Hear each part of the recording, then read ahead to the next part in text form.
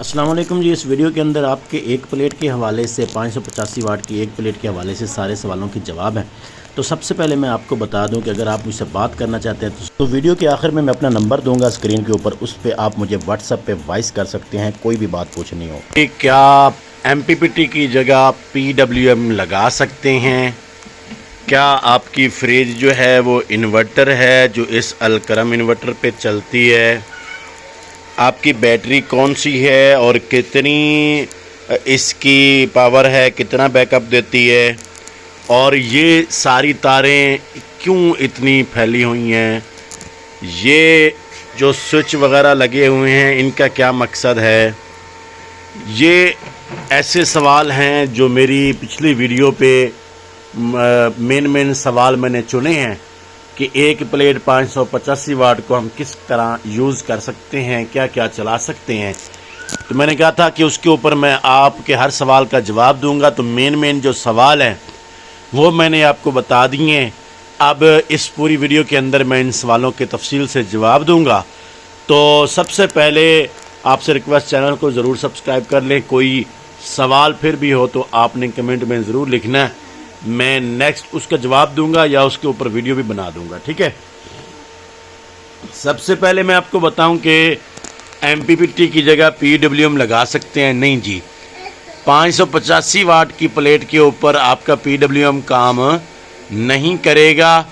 MPPT के अलावा कोई चारा नहीं है, आपको 585 वाट की प्लेट के साथ MPPT ही लगाना पड़ेगा। PWM का काम नहीं है।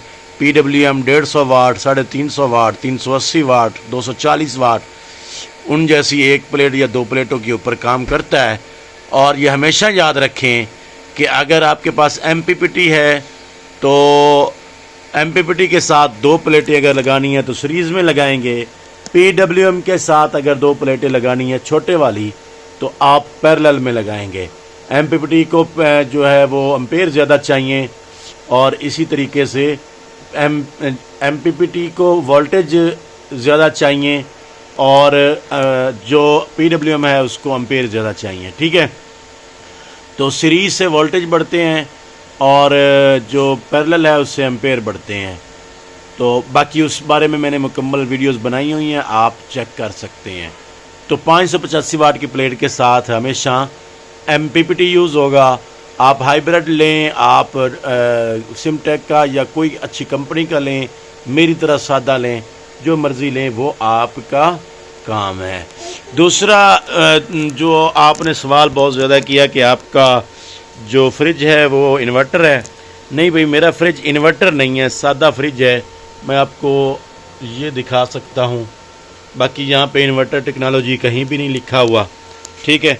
ये हायर का फ्रिज है, अंदर से भी अगर मैं आपको दिखाऊं, ये देखें। और ये अलकरम का इन्वर्टर है 3000 वाट का, ठीक है जी। इसके बाद का सवाल कि भाई आपकी बैटरी कितने की है, क्या बैकअप देती है? HP 200 बैटरी है जी, 130 AH 12 वोल्ट। मैंने ली थी 26,500 की, इस वक्त इसकी कीमत 33,500 है। मुझे बहुत ज़्यादा अच्छा बैकअप दे रही है। दिन को अगर फुली चार्ज हो जाए, मिसाल के तौर पे अभी 9 बजे का टाइम है तो 13.6 हो गई है। जब ये 14 हो जाएगी इस पे फ्रिज चल जाएगी, पंखा भी चलेगा। दिन के 9-10 की बात कर रहा हूँ, ठीक है। दिन के 9-10 बजे हैं, अभी कितना एट अ टाइम जो टाइम हुआ है 9:30 का है, ठीक है। तो जब 14 हो जाएगी फ्रिज भी इस पे चल जाएगी, क्योंकि अभी मैं सिर्फ इसके ऊपर एक पंखा चला रहा हूँ। ये देखें, ये बोर्ड जो है, ये बोर्ड बैटरी के ऊपर है। इसकी ये तार देखें, ये बैटरी के पास आ रही है, ठीक है। इसके ऊपर ये वाला पंखा चल रहा है, ठीक है। सुबह से ये पंखा भी चल रहा है और बैटरी चार्ज भी हो रही है। जब बैटरी चार्ज हो जाएगी तो इस पंखे के साथ हम इन्वर्टर ऑन करेंगे और अपने घर की लाइटें वगैरह और साथ में फ्रिज भी चल जाएगा। इसके बारे में भी सवाल हो रहा था कि ये चेंज ओवर, तो ये चेंज ओवर 2 वे है जी। ऊपर सोलर है, नीचे वापडा है। अभी आप देखें वापडा चल रहा है, क्योंकि मैंने आपको बताया कि अभी बैटरी चार्ज हो रही है। बैटरी चार्ज को टाइम लगता है, क्योंकि रात को बिजली जो है वो बहुत ज़्यादा लोड शेडिंग हो रही है। تو اس لیے بیٹری میں کوشش کرتا ہوں میری 100% رہے، ٹھیک ہے، کیونکہ دن کو ابھی پنکھے کی ضرورت ہے، ایک پنکھا تو چل ہی رہا ہے، ٹھیک ہو گیا۔ تو باقی یہاں پہ ہر تار کو میں آپ کو سمجھا دیتا ہوں۔